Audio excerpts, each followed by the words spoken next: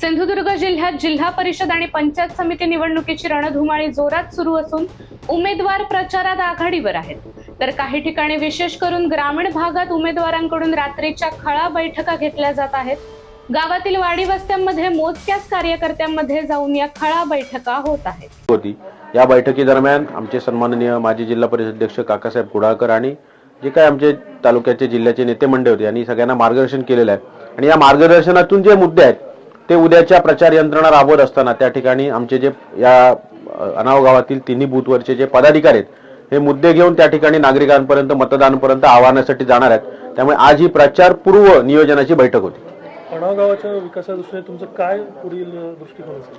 अनाव गावच्या किंवा एकंदर या मतदारसंघाच्या विकासाच्या दृष्टीने हा मतदारसंघ हायवेच्या म्हणजे आपला जो मुंबई गोवा हायवे आहे ह्या हायवेच्या दोन्ही बाजूनी त्या ठिकाणी हा मतदारसंघ आहे. रेल्वे लाईन या मतदारसंघामधून जाते.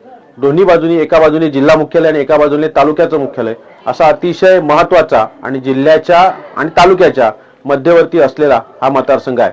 त्यामुळे या मतदारसंघाच्या मूलभूत सुविधांबरोबर रस्ते, वीज, पाणी या ज्या समस्या आहेत याबरोबर या ठिकाणी आरोग्याच्या चांगल्या सुविधा निर्माण व्हाव्यात, शिक्षण आणि त्याबरोबर रोजगाराच्या संधी निर्माण व्हाव्यात याकरता जास्तीत जास्त प्रयत्न आमच्या या विभागाचे आमदार सन्माननीय निलेशजी राणेसाहेब, पालकमंत्री नितेशजी राणेसाहेब आणि आमच्या सगळ्यांचे आधारस्तंभ ज्यांच्याकडे बघून आम्ही राजकारण शिकलो ते सन्मान नारायणराव राणेसाहेब यांच्या मार्गदर्शनाखाली मतदारसंघाचा सर्वतोपरी विकास आणि या ठिकाणचा मतदारसंघ हा आदर्श मतदारसंघ करण्याचा आमच्या सगळ्यांचा मानस आहे.